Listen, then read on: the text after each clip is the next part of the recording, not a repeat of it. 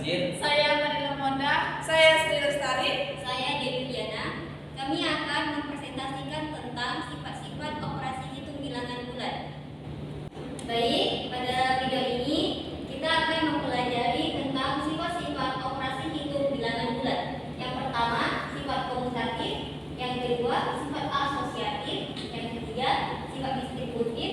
Yang keempat, sifat identitas.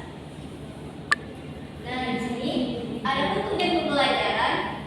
Yang pertama, siswa diharapkan dapat memahami keempat sifat-sifat operasi hitung bilangan bulat. Yang kedua, siswa diharapkan dapat membedakan keempat sifat-sifat operasi hitung bilangan bulat tersebut. Yang ketiga, siswa diharapkan dapat mengerjakan soal yang diberikan oleh guru tentang sifat-sifat operasi hitung bilangan bulat. Baiklah, hari ini kita akan belajar tentang sifat-sifat operasi hitung bilangan bulat. Yang pertama, sifat komutatif. Sifat komutatif biasa disebut sifat pertukaran. Sifat komutatif biasanya berlaku hanya di penjumlahan dan perkalian. Contoh sifat komutatif dalam penjumlahan yaitu A tambah B sama dengan B tambah A. Posisi A dirubah menjadi posisi B. Di sini dicontohkan dengan angka 2 tambah 3 sama dengan 3 tambah 2 yang hasilnya sama-sama 5. Mengerti anak-anak? Mengerti, Bu. Baik, untuk contoh perkalian hampir sama dengan penjumlahan, yaitu ditukar posisi A menjadi B, yaitu A kali B sama dengan B kali A. Contohnya di sini 4 kali 5 sama dengan 5 kali 4 sama-sama hasilnya 20. Bisa dipahami anak-anak? Bisa, Bu. Nah, di sini Ibu akan memberikan satu contoh untuk penjumlahan, yaitu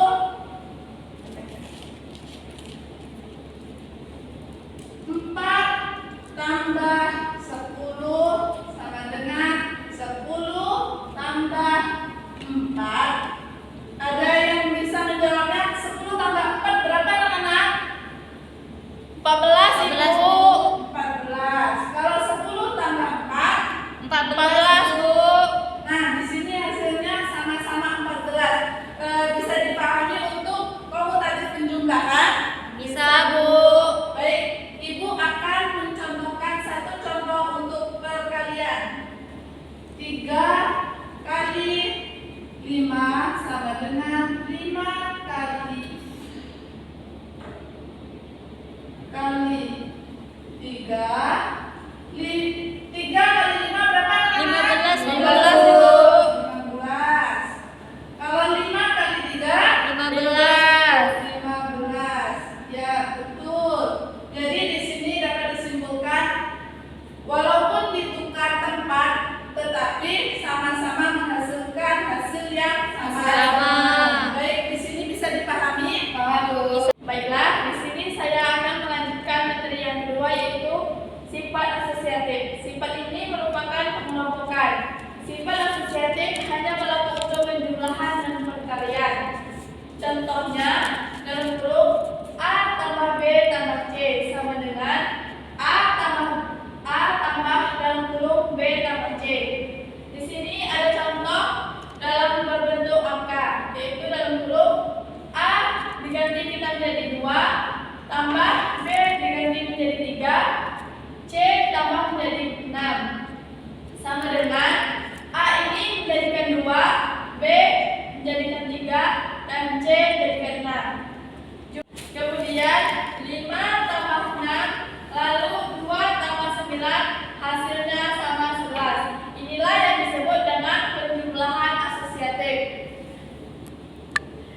Ya, di sini Ibu akan memberikan contoh perkalian. Contohnya dalam grup A tambah B kali C sama dengan A kali dalam grup B kali C.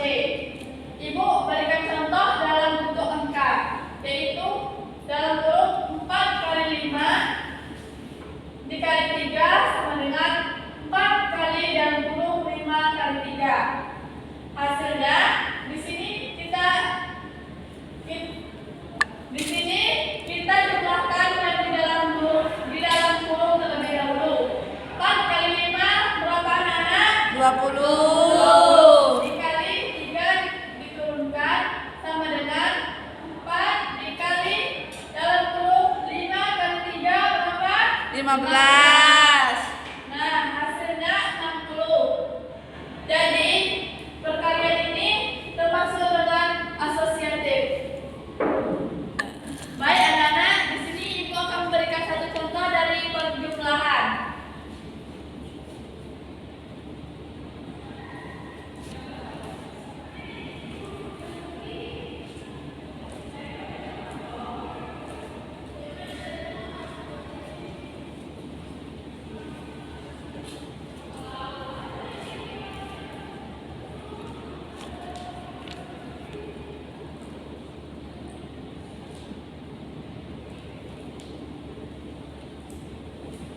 Di sini kita isi terlebih dahulu di dalam kurung ya anak-anak. 3 tambah 5 berapa anak-anak? 8. Tambah 6-nya kita turunkan sama dengan 3 kita turunkan, kita isi di dalam kurung. 5 tambah 6 sama dengan 11. 11. Pintar. 8 ditambah 6 sama dengan 14. ya. 3 tambah 11 sama dengan 14, Bu. Nah, jadi hasilnya sama kan? Iya, Bu. Berarti ini yang disebutkan dengan perjumlahan yang berlaku bersifat asosiatif. Paham anak-anak? Paham, Bu. Baik, di sini Ibu akan memberikan contoh tentang perkalian, yaitu di dalam kurung 2 dikali 4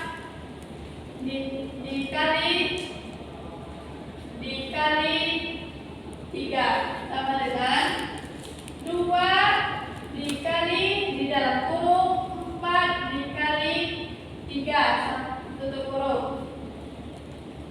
2 di sini kita Jumlahkan.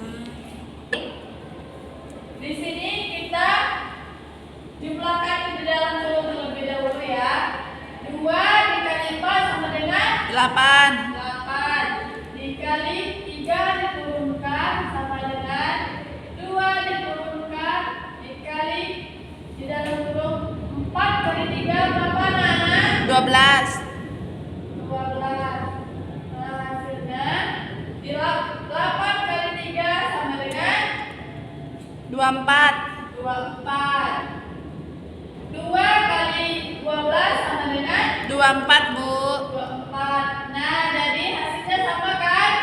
Iya, Bu. Inilah contoh dari perkalian dari sifat asosiatif. Anak-anak pada paham? Paham, Bu. Ya, cukup sekian ya. Baik, materi selanjutnya yaitu sifat distributif, yaitu bisa disebut juga dengan penyebaran.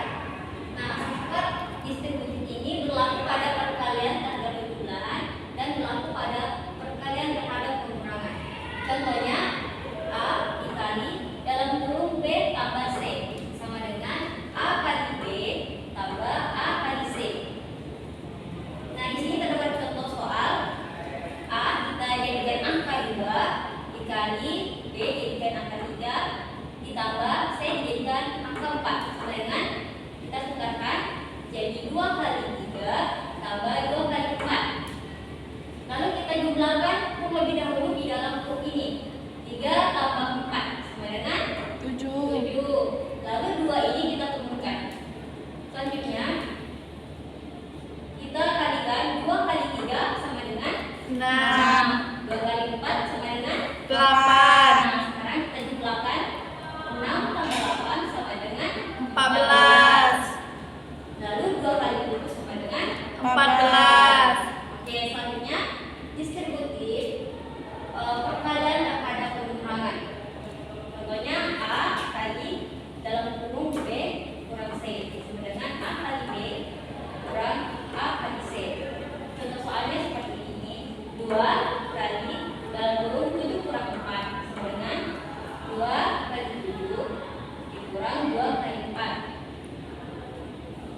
Lalu kita jumlahkan 7 kurang 4 sama dengan 3. 2 ini diturunkan.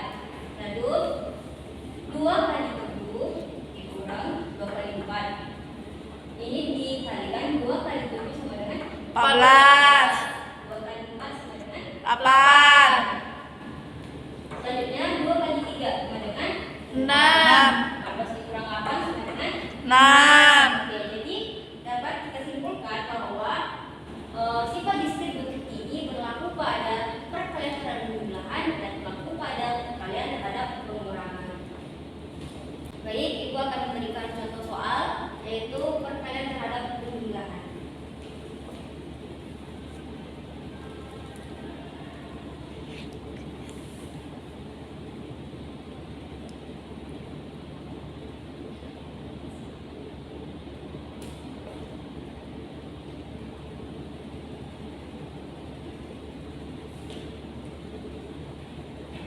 Oke, siapa yang bisa mengerjakan di depan? Saya, Bu. Oke, Mawaddah silakan.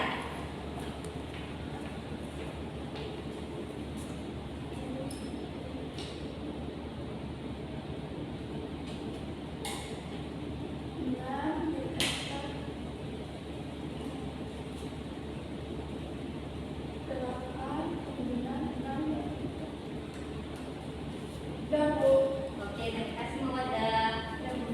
Oke, jadi sama-sama menghasilkan angka 6. 8.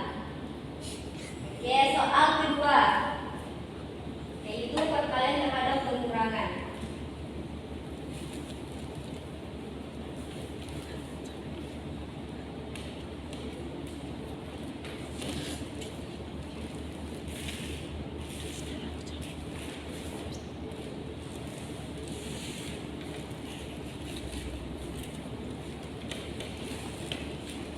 Oke, siapa yang bisa mengerjakan di depan? Saya, Bu.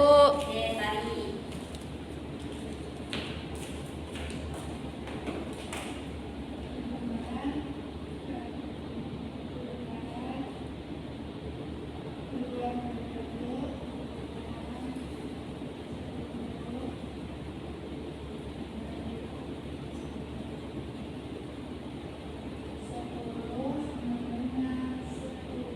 Oke, terima kasih Tari. Ya, benar ya. Jadi hasilnya 10. Jadi dapat kita katakan bahwa perkalian terhadap penjumlahan dan perkalian terhadap pengurangan yaitu termasuk dari sifat distributif, yaitu penyebaran. Baiklah, selanjutnya saya akan menjelaskan tentang unsur identitas.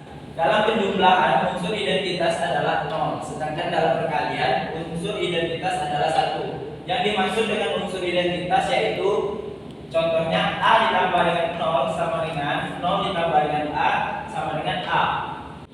Berapapun bilangan yang ditambah dengan 0, maka hasilnya yaitu bilangan itu sendiri. Contohnya di sini 4 ditambah 0 sama dengan 0 ditambah 4 sama dengan 4. Sedangkan dalam perkalian begitu juga, berapapun bilangan yang dikalikan dengan 1, maka hasilnya bilangan itu sendiri. Contohnya 4 dikali 1 sama dengan 1 dikali 4 sama dengan 4. Baiklah, selanjutnya saya akan memberikan satu contoh untuk penjumlahan dan perkalian ya. Nah, di sini contohnya 10 ditambah 0 sama dengan 0 ditambah 10 sama dengan.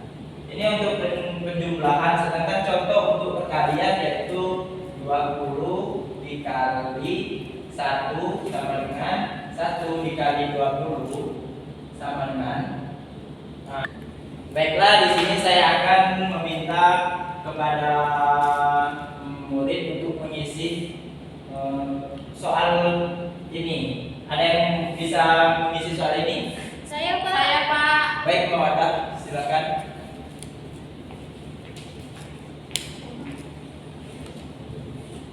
10 tambah 0 dengan 0, 10. Sebenarnya isinya 10, Pak. Baik, ini jawabannya yaitu 10 ya. Karena bilangan apapun yang ditambahkan dengan 0, hasilnya yaitu bilangan itu sendiri. Ya, untuk perkaliannya saya minta untuk Dewi untuk mengisinya.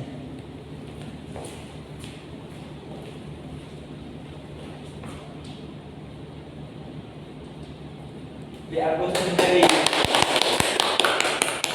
Baik, di sini benar ya. Nah, di sini bilangan 20 dikali 1 sama dengan 20 karena bilangan apapun dikalikan dengan 1 hasilnya tetap bilangan tersebut. Baik, sampai di sini saja pembelajaran kita hari ini. Saya tutup.